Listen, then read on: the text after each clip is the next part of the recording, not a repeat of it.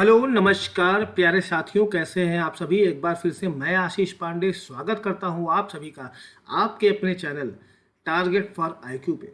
एक ऐसी संस्थान जो आपके आपके जज बनने के सपने में योगदान करने के लगातार ही तत्पर है और लगातार ही अच्छे से अच्छा कंटेंट ला रहा है, जो कि आपके एग्ज़ाम में पहले भी आए हैं और आने वाले एग्ज़ाम में भी आएंगे।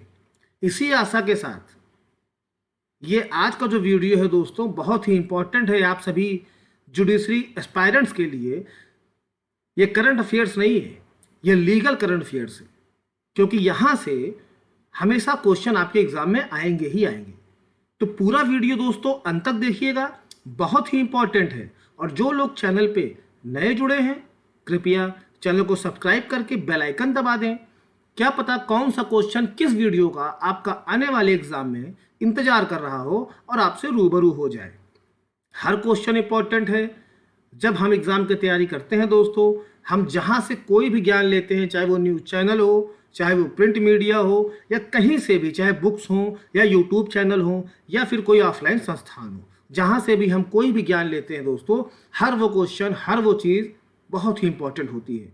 इसलिए आप प्लीज़ चैनल को सब्सक्राइब कर लें, बेल आइकन दबा दें, ताकि जब भी कोई नया वीडियो आए आप उससे रूबरू हो सकें। आज की दोस्तों जो क्लास है वो करंट अफेयर्स ही नहीं है, वो लीगल करंट अफेयर्स है। यहाँ पे आपको सिर्फ और सिर्फ पिछले 2 महीनों के जो भी सुप्रीम कोर्ट ने या जो भी हाई कोर्ट्स हैं उन्होंने वर्डिक्ट दिए हैं, जो उन्होंने नए नए फैसले सुनाए हैं, या उन्होंने जो पुराने लॉ हैं या पुराने आर्टिकल हैं संविधान के, उनमें जो संशोधन किए हैं, वो सारे आपको आज डिस्कस किए जाएंगे। बहुत ही इंपॉर्टेंट क्लास है, पूरा वीडियो अंत तक देखिएगा। मैं आपको बता देता हूँ आज के इस वीडियो में आपके लिए क्या है खास, वो आप लोग देख लें। देखिए, ये है लीगल करंट अफेयर्स की क्लास। आज मैं आपको यहाँ पे right to change one's name, यानी कि क्या कोई आदमी अपना नाम बदल सकता है, उसके बारे में क्या वर्डिक्ट है सुप्रीम कोर्ट का, वो दिखाता हूँ। क्या कोई अगर लड़की मांगलिक है, उसके बारे में क्या है वर्डिक्ट, वो दिखाता हूँ। कर्नाटका हाई कोर्ट ने एक वर्डिक्ट दिया है नेक्रोफिलिया, क्या होता है आगे बताऊंगा आपको मैं इसके बारे में, बहुत इंपॉर्टेंट है। चौथा, Bihar provision and excise act, ये भी 2016 लिखा हुआ है, लेकिन इसमें अभी कुछ अमेंडमेंट हुए हैं, वो मैं आपको दिखाऊंगा, क्योंकि ये लीगल करंट अफेयर्स में आता है। लॉ ऑफ सेडिशन, यानी कि राजद्रोह का जो केस होता है उसमें क्या फैसला आया, ये बताता हूँ आपको मैं। सबसे इंपॉर्टेंट देखिए, मोस्ट इंपॉर्टेंट, फोरम शॉपिंग, और ये तो एकदम समझ लीजिए आप लोग जो जज की तैयारी कर रहे हैं उसमें सबसे इंपॉर्टेंट है फोरम शॉपिंग, इसके बारे में बताऊंगा। आर्टिकल 239AA, यानी कि जो दिल्ली में इस वक्त घमासान मचा हुआ है, दिल्ली सरकार और राज्यपाल के बीच में क्यों मचा है, वो बताऊंगा आपको मैं। Article of 142 of the Indian constitution, ये है तो आर्टिकल 142 पुराना, लेकिन इसमें अभी देखिए कुछ अमेंडमेंट्स हुए हैं, वो आपको बताऊंगा। उसके बाद 9 नंबर पे है आपका सिनेमेटोग्राफ अमेंडमेंट बिल, ये बताऊंगा कि जो पायरेसी से रिलेटेड क्या होता है वो बताऊंगा। सिविल यूनियन, इस पे क्या फैसला है वो बताऊंगा। Coastal aquaculture authority amendment bill 2023, इस पे बताऊंगा।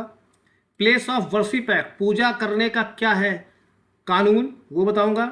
इसमें भी ये सारे भले 1991 में लिखा हुआ दोस्तों, लेकिन ये अभी आया कुछ। कंपटीशन अमेंडमेंट बिल 2022, ये बताऊंगा।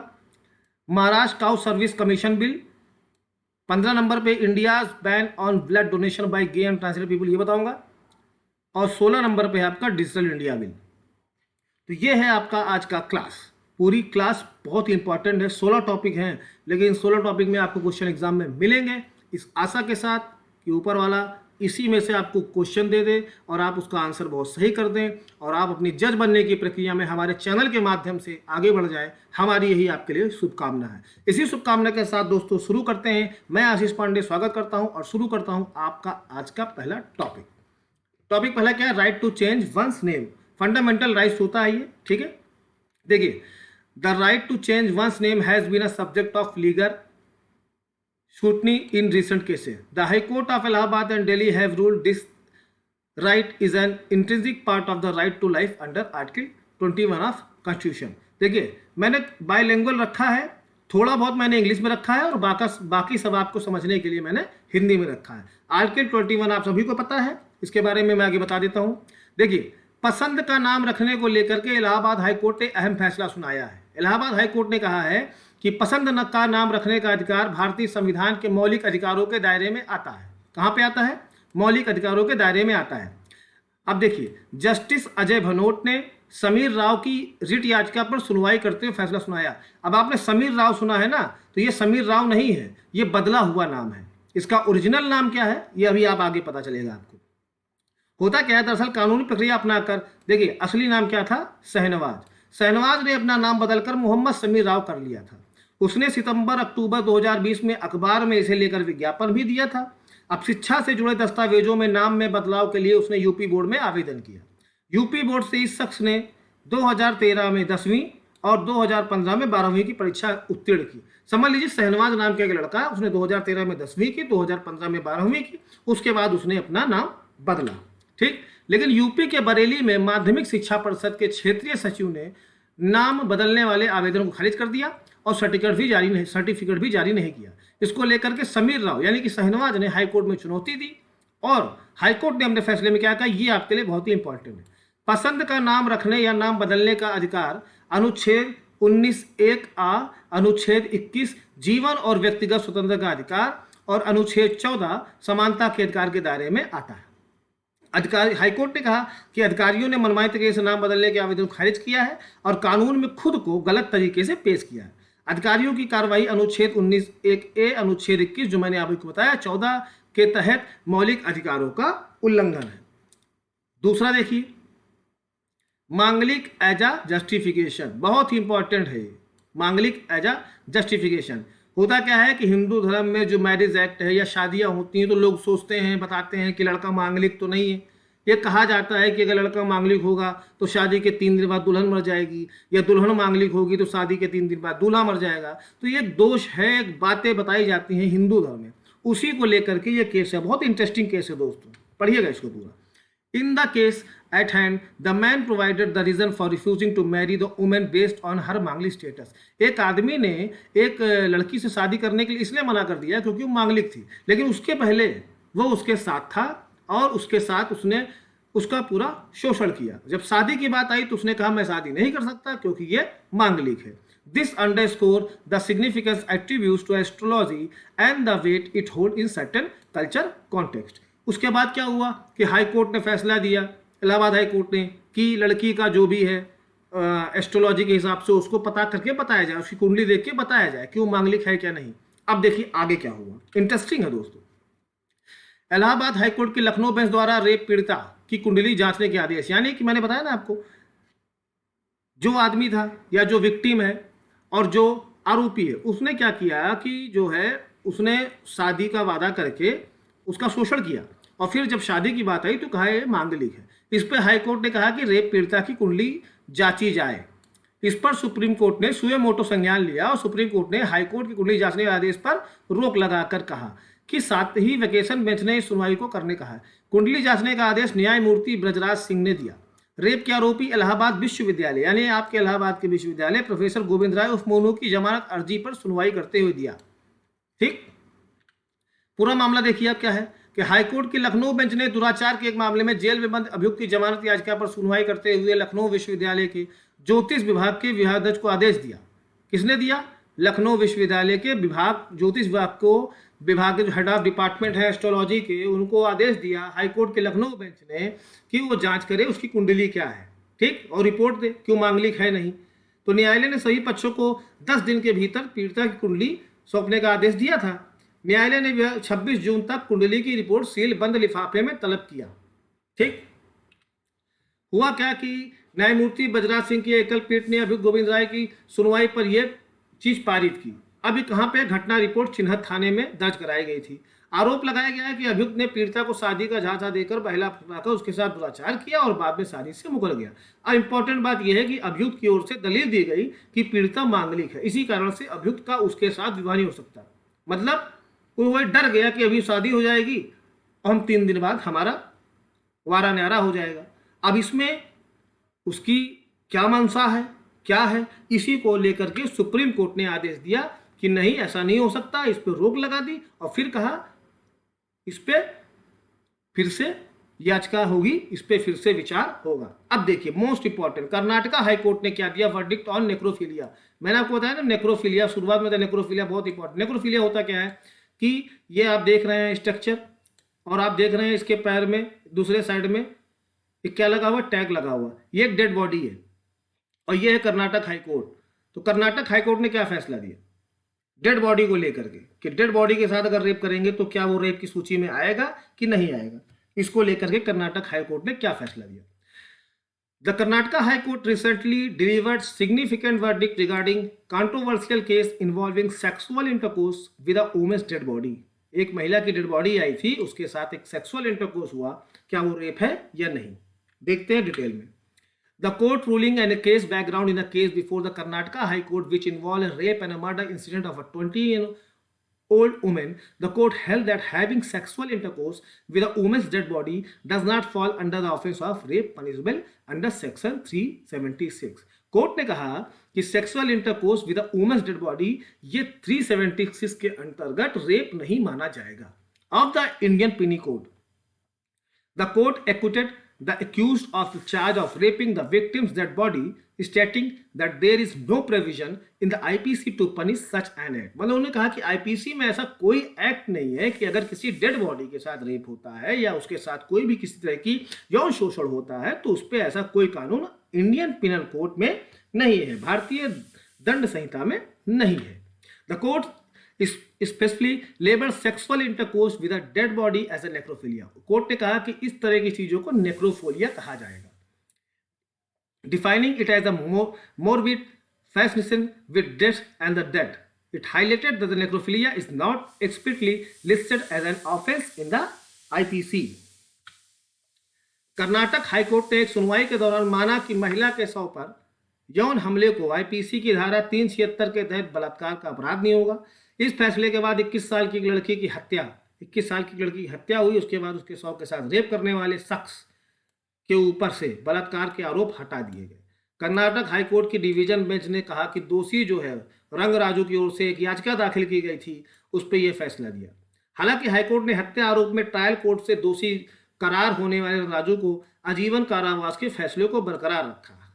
ठीक है, आजीवन कारावास, लाइफ टाइम इम्प्रिजमेंट को बरकरार रखा है। नहीं कहा जा सकता रेप का मामला, हाईकोर्ट ने यही कहा। हाईकोर्ट ने कहा कि आईपीसी के धारा 375 और 377 को सावधानी के साथ पढ़ने के बाद यह साफ कहा जाता है कि 100 को इंसान या शख्स नहीं कहा जाएगा।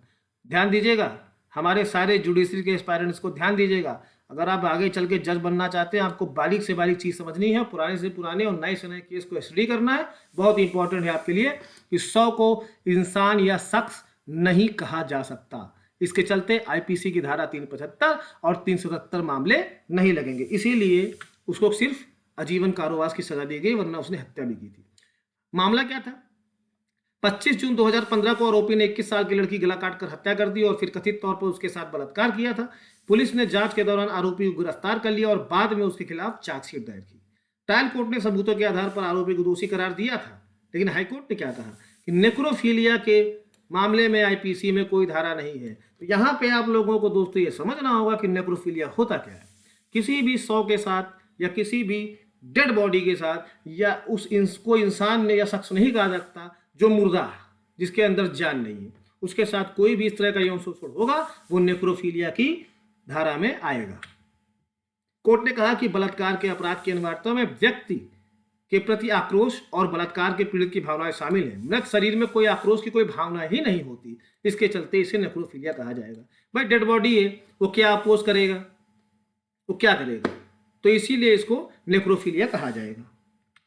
देखिए, the Bihar provision and excise act 2016, Bihar में एल्कोहल बैन है, आप सभी को पता है। इसको लेकर के अभी कुछ नई बातें आई हैं, वो मैं आपको बता देता हूं। The Bihar provision excise act 2016 is a significant legislation aimed at enforcing a complete ban on sale, consumption and transportation of liquor. मतलब कि लिकर का उपभोग और उसका ट्रांसपोर्टेशन, मतलब उसको कहीं भेजना, ये सब चीजें बैन है। Intoxicants within a state, राज्य में कहीं नहीं हो सकता। Over time, the line undergone several amendments to address various challenges and improve its effectiveness. कुछ amendments किए गए हैं जो इसके प्रभावकारिता को ज्यादा बढ़ा सकते हैं। डिटेल देखते हैं। संक्षिप्त नाम क्या है? यह अधिनियम बिहार मद्य निदेश और उत्पाद अधिनियम 2016 के कहा जाएगा। इंग्लिश के दोस्तों, जो इंग्लिश भाषा में पढ़ रहे हैं उनके लिए भी दोस्तों, आपके लिए भी है ये वीडियो, और जो हिंदी में है उनके लिए भी वीडियो है, और जो इंग्लिश वाले हैं वो हिंदी में और आसानी से वो भी समझ सकते हैं, इसीलिए मैंने ये बनाई है। इसका विस्तार पूरे बिहार में होगा।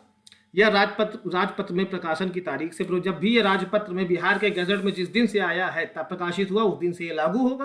क्या कहा गया है कि अल्कोहल यानी कि मद्यसार से प्रेरित है कि इसे एथाइल अल्कोहल जो रंगहीन, वाष्पहीन, ज्वलनशील कार्बनिक द्रव हो, जिसका उत्पादन प्राकृतिक रूप से अथवा शर्करा के ईस्ट फर्मेंटेशन से हो, जो शराब, बियर, स्पिरिट और अन्य मादक अल्कोहलिक पेय का मध्यम करने वाला घटक हो और औद्योगिक विलायक के रूप में और ईंधन के रूप में प्रयुक्त हो, वो टोटल बैन है।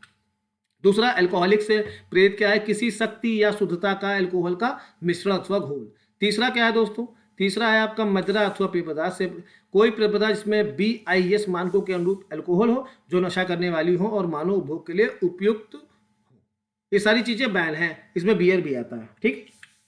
लॉ ऑफ सेडिशन, राजद्रोह का केस, उस पर कुछ कानून में कुछ बातें आई हैं, वो मैं आपको बता दे रहा हूं।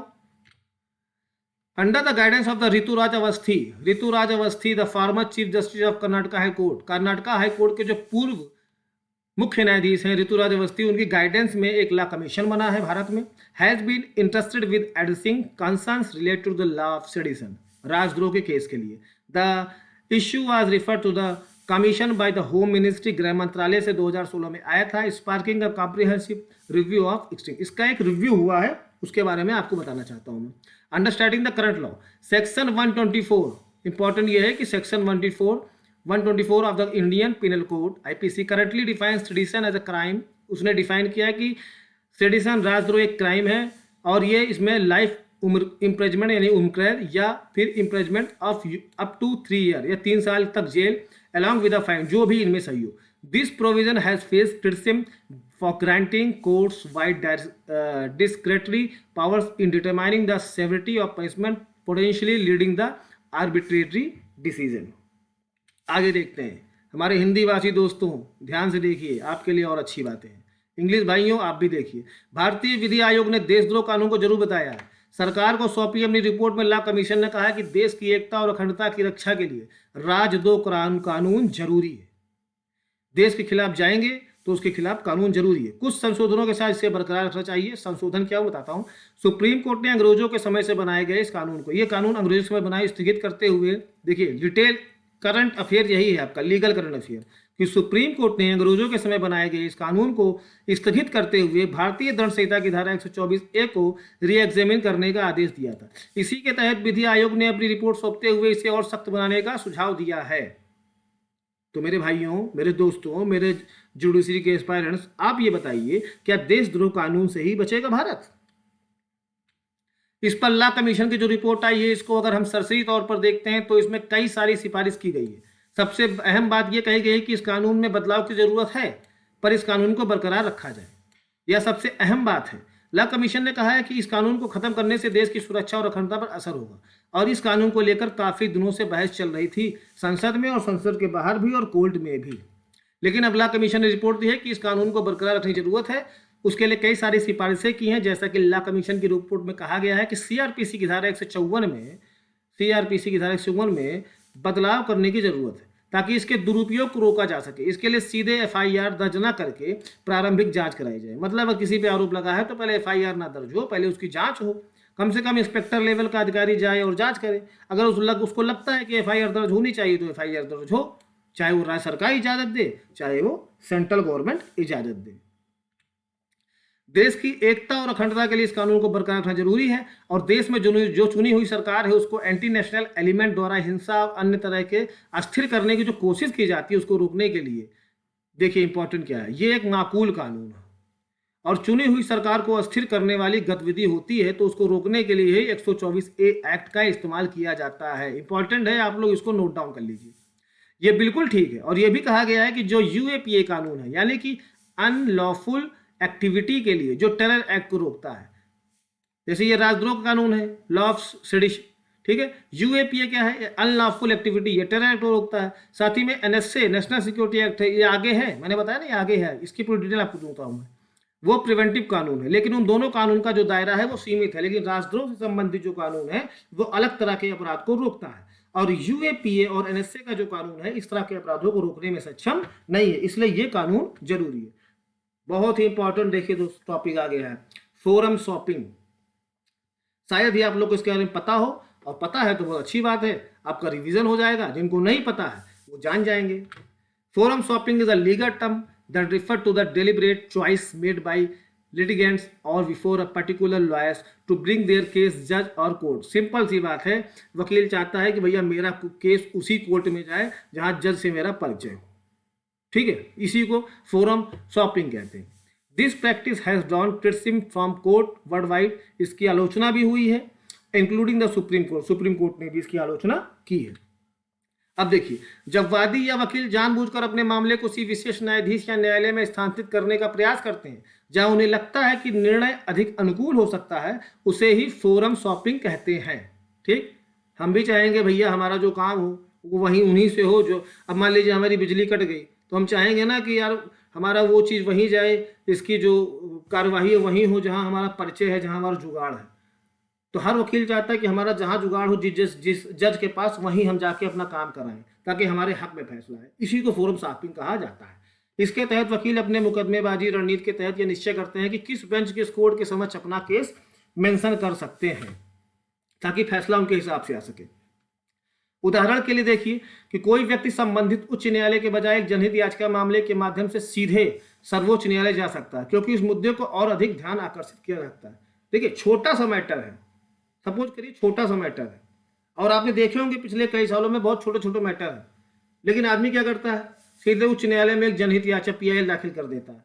सोचता है कि अगर सर्वोच्च न्यायालय में चला गया तो सबका अटेंशन वहां चला जाएगा, सारी मीडिया का अटेंशन चला जाएगा, सरकार का चला जाएगा, तो उससे क्या होगा, उसको ज्यादा मदद मिल जाएगी। ठीक, यही है forum shopping.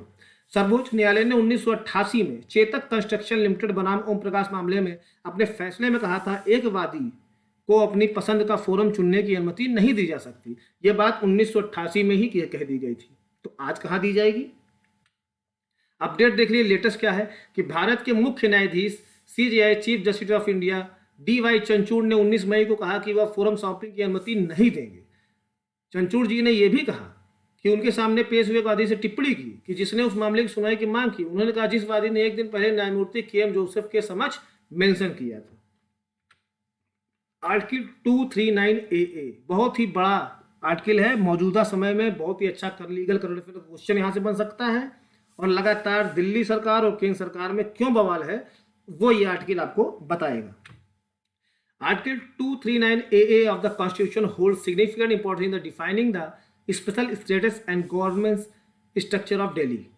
The recent Supreme Court ruling that interpreted Article 239 AA was nullified with the passing of the ordinance the short to establish the National Capital Civil Service Authority। Civil service authority, इससे आप समझ गए होंगे कि क्या दिल्ली सरकार में जो अधिकारी हैं, सिविल सर्विस अधिकारी हैं, उनका ट्रांसफर, उनकी पोस्टिंग, उनको कहाँ भेजना है, उनसे क्या काम, ये कौन करा सकता है। यही है बवाल का पूरा जड़ दिल्ली सरकार और केंद्र सरकार में। संविधान के अनुच्छेद 243 AA के तहत चुनी हुई सरकार होती है जो जनता के प्रति जवाबदेह होती है। जमीन, सार्वजनिक व्यवस्था और पुलिस के अलावा राज्य और समवर्ती सूची में शामिल मामलों में दिल्ली विधानसभा को कानून बनाने का अधिकार है। संवैधानिक प्रावधानों पर गौर करने पर हम पाते हैं कि यह राज्यपाल में भी सीमित शक्ति है। मतलब ये शक्ति जो है संवैधानिक हिसाब से राज्यपाल को भी आती है। तो अब सीधी सी बात है, अभी कोई शक्ति है, हमारे पास भी है, टारगेट फॉर IQ के पास भी है और आपके पास भी है। तो हम उस पर कुछ करते हैं तो आपको बुरा लगता है, आप उस पर कुछ करते हैं तो हमको बुरा लगता है। यही है विवाद की जड़, और यही है 239 AA है क्या, जिसपे बवाल मचा है दिल्ली में। उच्चतम न्यायालय की पीठ ने दिल्ली सरकार एवं उप राज्यपाल के संवैधानिक अधिकारों के संदर्भ जो फैसला दिया है उसे आम आदमी पार्टी, जो कि मौजूदा सरकार है इस वक्त दिल्ली में, पूरी तरह अपने पक्ष में बता रही है। दिल्ली सरकार के लिए कुछ राहत की बात इसमें अवश्य है, लेकिन वह जिस तरह इसकी अतिवादी व्याख्या कर रही है उससे यह आशंका पैदा होती है कि आगे भी उपराज्यपाल तथा सरकार के बीच टकराव होता रहेगा, और आरंभ भी हो गया है। न्यूज में आप देख ही रहे होंगे, दिल्ली सरकार द्वारा अधिकारियों के स्थानांतरण के प्रयास का अधिकारियों ने यह कहकर विरोध कर दिया, अधिकारियों ने विरोध कर दिया कि यह संविधान के खिलाफ है, और केंद्र का कहना है कि संविधान ने सेवा उसकी सूची में रखा है। अब देखिए स्थिति कहाँ से हुई है, मुख्य टकराव की शुरुआत कहाँ से हुई। अधिकारियों की नियुक्ति और तबादलों, जैसे मैंने बताया, वहीं से हुआ। संविधान के अनुच्छेद 239 और 239AA की व्याख्या को लेकर दिल्ली सरकार और केंद्र सरकार के बीच मतभेद था। अभी देखिए इस पर केंद्र सरकार ऑर्डिनेंस भी लेके आने वाली है, जिसको लेकर के दिल्ली सरकार यानी अरविंद केजरीवाल जी मुख्यमंत्री हैं वहाँ के, वो कई दलों के साथ उसको कि वो पारित ना हो पाए उसके लिए कई दलों के साथ वो अपना गठजोड़ करने के प्रयास कर रहे हैं। देखते हैं उसमें क्या होता है। देख लीजिए पहला अनुच्छेद 239 केंद्र शासित प्रदेशों के लिए, जिसमें उनके अधिकार और सीमाएं। अनुच्छेद 239 में बताया गया है कि केंद्र शासित प्रदेश उनमें क्या उनके अधिकार हैं और सीमाएं हैं। लेकिन दिल्ली के विशेष तौर पर 239AA जोड़ा गया, बहुत इंपॉर्टेंट है। अगर आपसे पूछ ले कि 239AA क्या है, किसके लिए जोड़ा गया है, किस केंद्र शासित प्रदेश के लिए जोड़ा गया है, तो वो है आपका दिल्ली। दिल्ली उच्च न्यायालय ने अपने फैसले में कहा था कि संविधान के अनुच्छेद 239 और 239AA को साथ साथ देखने तब business transaction of NCT Delhi 1993 के तहत दिल्ली केंद्र शासित प्रदेश है। लेकिन 69वें संविधान संशोधन में इसमें विशेष प्रावधान किया गया है। इसका मतलब है कि अनुच्छेद 239AA आने के बाद भी अनुच्छेद 239 हल्का नहीं होता। बहुत इंपॉर्टेंट टॉपिक देखिए आ गया article 142 of the Indian constitution. इसमें भी आपको अभी करंट की डिटेल पता चलेगी कि है क्या। आर्टिकल 142 ये शादीशुदा और तलाक से संबंधित आर्टिकल है, लेकिन इसमें क्या हुआ है वो मैं आपको बताता हूँ। पूरा वीडियो दोस्तों अंत तक देखिएगा। वीडियो अच्छा लग रहा होगा तो प्लीज लाइक कर दीजिएगा, शेयर कर दीजिएगा और कमेंट कर दीजिएगा। Under Article 142 of the Indian Constitution, the Supreme Court has the power to pass such a decree or make such an order as is necessary for doing complete justice in any cause or matter. This article allows the Supreme Court to grant a divorce decree directly to consenting parties in case of any irretrievable breakdown of marriage. मतलब कि supreme court चाहे तो तलाक direct करा सकता है। मियाँ बीवी की नहीं पट रही है तो उनको कूलिंग पीरियड देने की कोई जरूरत नहीं है। जब पता चल गया कोई संभावना ही नहीं है कुछ साथ रह सकते हैं तो तलाक करो। इसके बारे में हिंदी में डिटेल में देखिए। आर्टिकल 142 का उपयोग करके सीधे तलाक का फैसला सुना सकता है सुप्रीम कोर्ट।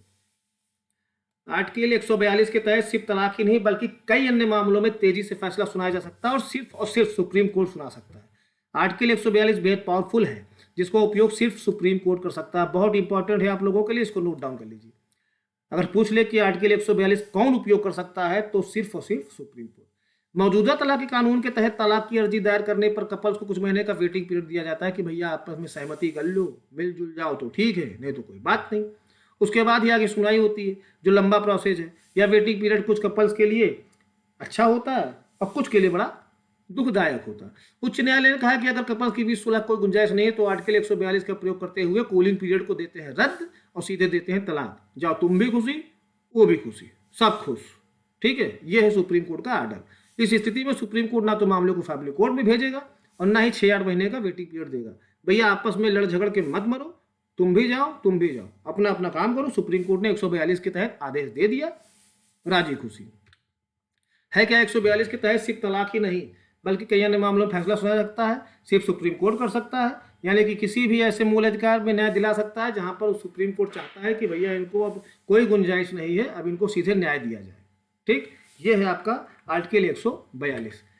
क्या सिर्फ स्पेशल केसों में लागू होगा? नहीं, आर्टिकल 142 हर उस मामले में लागू किया जाएगा जहां सुप्रीम कोर्ट को लगता है कि किसी कपल का साथ रहना नामुमकिन है।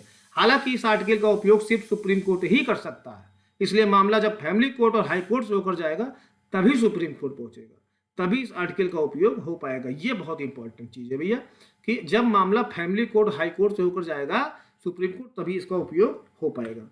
सिनेमेटोग्राफ अमेंडमेंट बिल यानी कि पायरेसी, आप लोग बचपन में देखते होंगे, आप लोगों ने बचपन में सीडी का बड़ा इस्तेमाल किया होगा, सीडी का, डीवीडी का। तो क्या होता है कि कई मूवी, अब तो हम लोग बड़े हो गए तो हम देखते हैं कि हाँ डायरेक्ट सिनेमा हॉल में मूवी रिलीज हो रही है, सैटेलाइट से हो रही है, कहीं से हो रही है, तो हम लोग direct first day first show देखते हैं। तब क्या था, तब फर्स्ट डे फर्स्ट शो नहीं का कोई पता ही नहीं था, तो हमारे यहाँ सिनेमा हॉल भी नहीं हुआ करता था। तो हम लोग क्या करते थे, अपने पड़ोसी के यहाँ किसी दुकान के जाते थे, सीडी और डीवीडी ले आते थे और उसमें हमने कई ऐसी मूवीज देख ली। मैं मुझसे शादी करोगे, मैंने प्यार किया, तो ये सारी चीज़ उस टाइम रिलीज हुई थी, लेकिन हम लोगों ने उसको देख लिया। कैसे देख लिया? क्योंकि पायरेटेड थी वो। इससे क्या होता है कि जो मूवी बनाने वाले निर्देशक है, प्रोड्यूसर, उनको नुकसान होता था। पायरेसी यानी कि कॉपी, नकल। जैसे मैं ही अभी आपको पढ़ा रहा हूँ और मेरी ही वीडियो कोई बना करके आपको दे दे तो एक तरह की पायरेटेड हो जाएगी, कॉपीराइट इश्यू हो जाएगा। तो उसी को रोकने के लिए ये बिल आया। The Union Cabinet recently approved the Cinematograph Amendment Bill. The 2023 proposed legislation seeks to curb the transmission of the pirated film content on the internet. The announcement was made by the Information and Broadcast Minister Sri Anurag Thakur, who stated that the bill would be introduced in the upcoming session of Parliament. ये bill upcoming session में आएगा। केंद्रीय मंत्रिमंडल की ओर से cinematography bill को मंजूरी दे दी गई है। ध्यान दीजिएगा, पास नहीं हुआ। केंद्रीय मंत्रिमंडल यानी कि सरकार मोदी जी की अध्यक्षता में जो केंद्रीय मंत्रिमंडल है उन्होंने इस बिल को मंजूरी दे दी है। अब ये आएगा आपका संसद में। फिल्म बिरादरी से जुड़े लोगों ने इसका स्वागत किया है। अजय देवगन भी इसका स्वागत किया है। ये तो ये ट्वीट मैंने खुद देखा था और कानून मंत्री ने भी कहा कि अच्छा कदम है।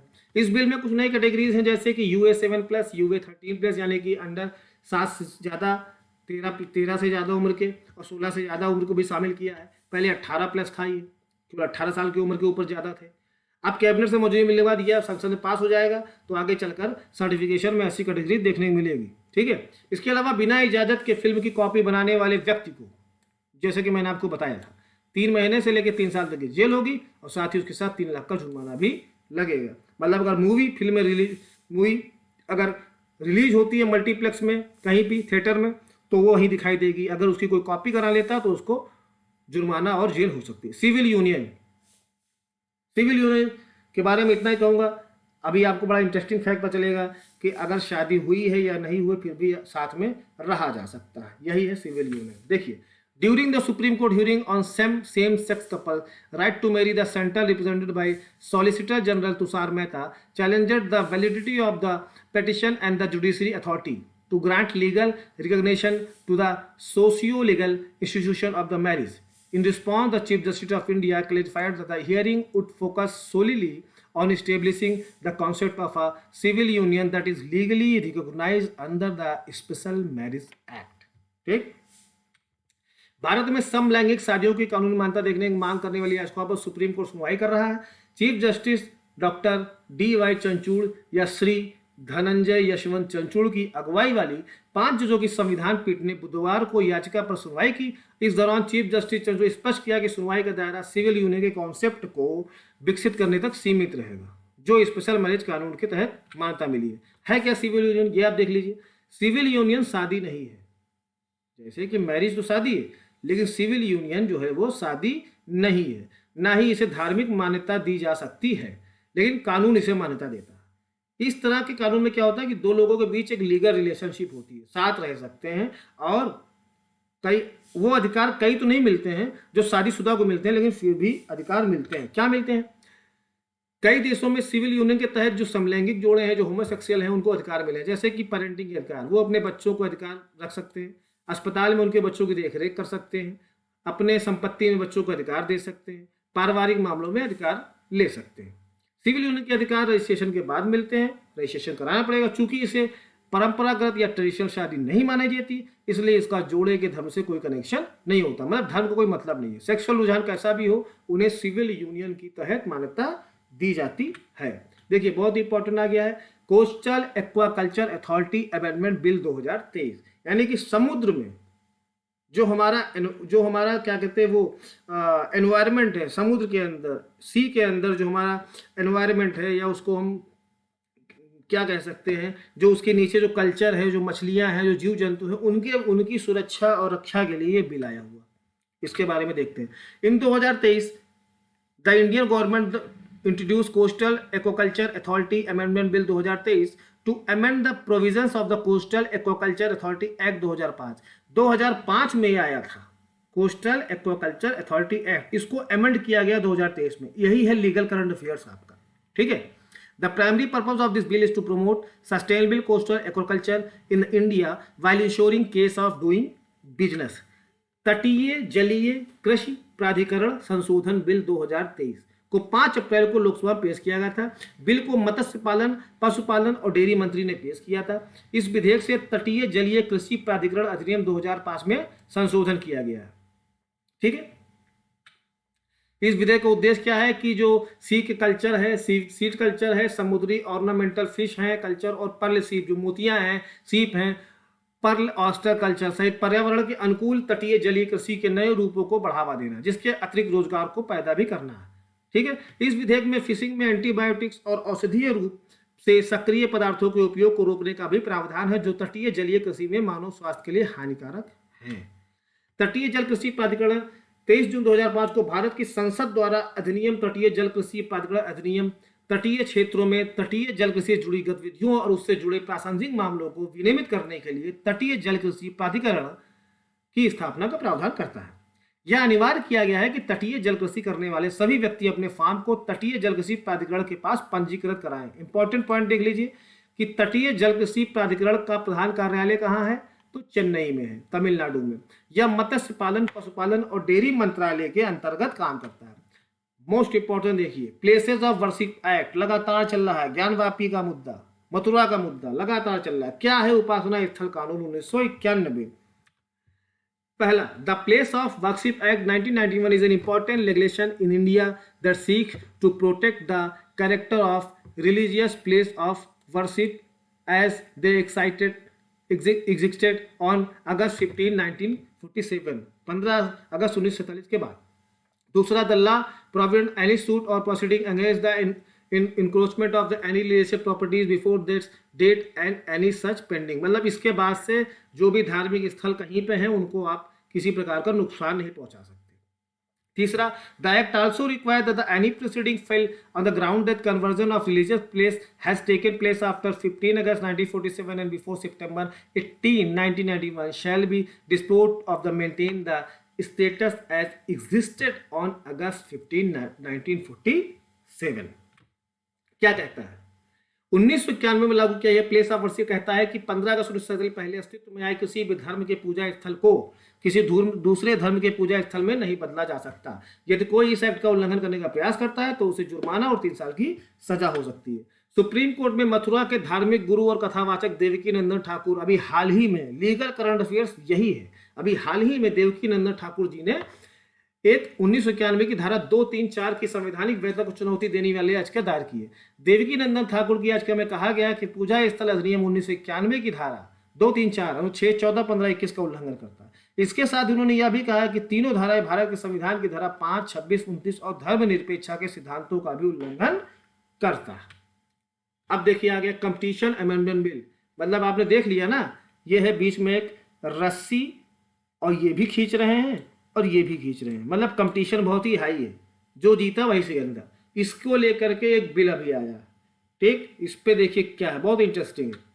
The competition amendment bill 2022 recently passed by the Lok Sabha with the aim of promoting fair. आप एक दूसरे को प्रमोट करने के लिए ये बिल आया, प्रमोटिंग फेयर कंपटीशन, मतलब कंपटीशन हो लेकिन स्वस्थ और साफ सुथरा हो in the market and preventing anti-competitive practices. The bill was originally introduced in the lower house on the August 5, 2022. Lower house मतलब Lok Sabha, and was referred to the parliamentary standing committee, मतलब संसदीय कमेटी के साथ भेजा गया, which was headed by the Jayant Sinha. The panel made several recommendations that have been incorporated into the amendment law passed by the lower house.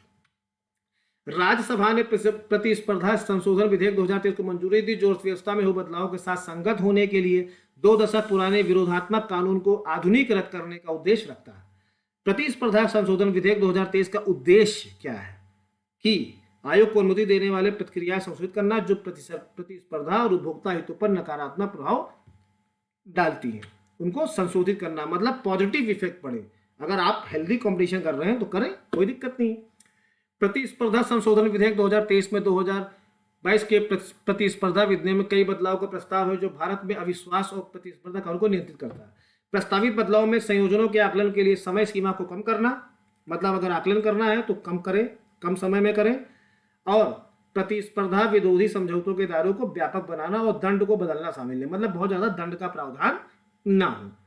देखिए महाराष्ट्र ने अभी काऊ service commission bill, हमारी जो काऊ है, गौवंश हैं, इन सभी के लिए एक Maharashtra cow service commission bill आया।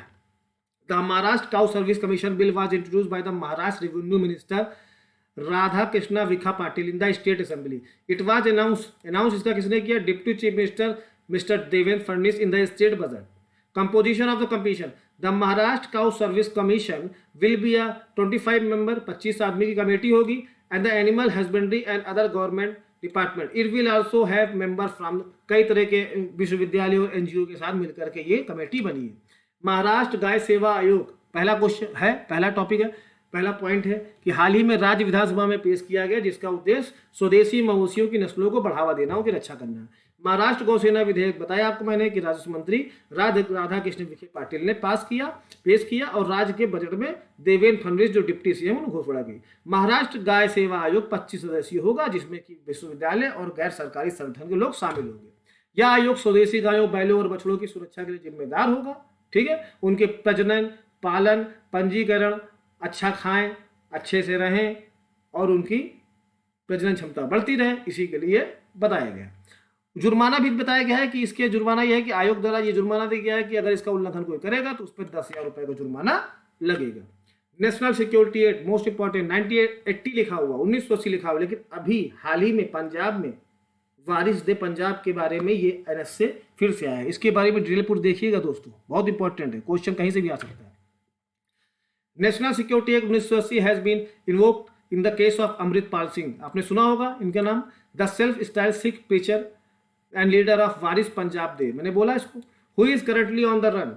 This was confirmed by Punjab Advocate General Vinod Ghai during a hearing at the Punjab and Haryana High Court on a habeas corpus petition filed by the legal advisor of Waris Punjab Day। habeas corpus petition आप सभी को पता होगा है क्या, NS से जान लीजिए। रासुका राष्ट्रीय सुरक्षा कानून, नेशनल सिक्योरिटी एक ऐसा कानून है कि किसी खास खतरे के चलते व्यक्ति को हिरासत में लिया जा सकता है। अगर वो राष्ट्रीय सुरक्षा को खतरा पहुंचा सकता है, ठीक है, तो उसको हम हिरासत में उसको कानून हिरासत में ले सकता है। इस कानून को 1980 में देश की सुरक्षा के लिए सरकार को ज्यादा अधिकार देने के मकसद बनाया गया था। इस कानून का इस्तेमाल पुलिस कमिश्नर डीएम राज्य सरकार कर सकती है। अगर सरकार को लगे कि कोई व्यक्ति बिना किसी मतलब के देश में रह रहा है, उसे गिरफ्तार की जरूरत है, तो उसे गिरफ्तार कर सकती है। हिस्ट्री देख लीजिए, ये एक प्रिवेंटिव कानून है, जिसका मतलब होता है कि किसी घटना के होने के पहले ही अगर लग रहा है कि संदिग्ध है, बवाल कर सकता है, तो उसको उठा ले, यानी कि ब्रिटिश शासन जुड़ा हुआ है। 1881 में ब्रिटिशर्स ने बंगाल रेगुलेशन 3 नाम का कानून बनाया। इसमें घटना होने से पहले ही गिरफ्तारी की व्यवस्था थी। ठीक, फिर 1919 में रॉलेट एक्ट लाया, इसके बारे में आप सभी को पता होगा। इसी की वजह से जलियांवाला बाग कांड हुआ। दूसरा, भारत जब आजाद हुआ तो प्रधानमंत्री जवाहरलाल नेहरू की सरकार ने 1950 में प्रिवेंटिव डिटेंशन एक्ट आया। 31 दिसंबर 1959 की अवधि तक ये खत्म हो गया। 1971 में जब इंदिरा गांधी जी प्रधानमंत्री बनी तो उन्होंने maintenance of internal security act यानी मीसा लेकर के आया। 1975 में इसका इस्तेमाल इमरजेंसी के दौरान किया गया। फिर तीसरा देखिए, 1977 में जब जनता पार्टी की सरकार बनी तो मीसा एक्ट को खत्म कर दिया गया। 1980 में फिर इंदिरा गांधी बनी और उन्होंने फिर 23 सितंबर 1980 को राष्ट्रीय सुरक्षा कानून यानी कि एनएस से संसद से पास किया और 27 दिसंबर 1980 को यह कानून लागू हो गया। इस कानून प्रावधान क्या है? इस कानून के तहत किसी भी संदिग्ध को 3 महीने तक बिना जमानत के हिरासत में रखा जा सकता है। ठीक है, जमानत देने की कोई जरूरत नहीं, 3 महीने को और बढ़ाई जा सकती है 3 महीने तक। इस कानून के तहत हिरासत में लिए गए व्यक्ति को 12 महीने तक जेल में रखा जा सकता है। ठीक, गिरफ्तारी के बाद राज्य सरकार को बताना पड़ता है कि इस व्यक्ति को जेल में रखा गया, किस आधार पर गिरफ्तार किया गया। हिरासत में लिए गए व्यक्ति सिर्फ हाईकोर्ट के एडवाइजरी बोर्ड के सामने ही अपील कर सकता है और उसको वकील भी नहीं मिलता। जब मामला कोर्ट में जाता है तो सरकारी वकील कोर्ट को मामले की जानकारी देता है। इस कानून में प्रावधान क्या है? ठीक है, चलिए अब देखिए लेटेस्ट एक और लीगल करंट अफेयर्स का ये भी है कि इंडिया में अब जो है गे और ट्रांसजेंडर ये ब्लड नहीं दे सकते। India's ban on blood donation by gay and transgender people. ठीक है, ये जो आप फ्लैग देख रहे हैं ये गे एंड ट्रांसजेंडर पीपुल का ही फ्लैग है और ये आप हार्ट देख रहे हैं और ये देखिए यहाँ से ब्लड डोनेशन, लेकिन अब ये नहीं दे सकते। ठीक, अब ये नहीं दे सकते।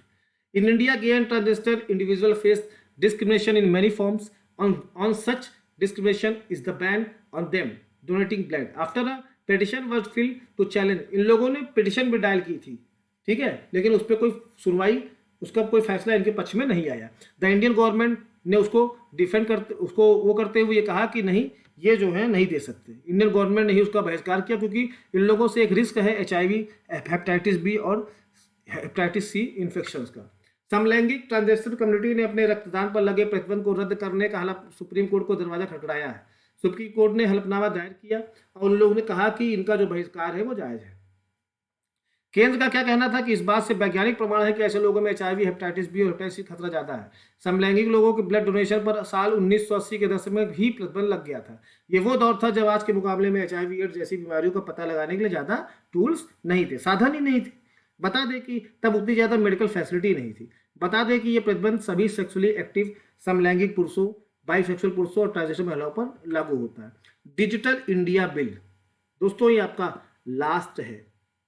अगर आपको अब तक के ये वीडियो अच्छी लगी हो तो please please like, share, comment जरूर कर दीजिएगा, ताकि हमें भी मोटिवेशन मिले और हम आपके लिए इससे भी अच्छी वीडियो जो आपके एग्ज़ाम में आपको जज बनाने के लिए हमारी तरफ से थोड़ी भी मदद हो सके, हम उसको ला सकें। तो प्लीज़ लाइक, शेयर, कमेंट जरूर कर दीजिएगा।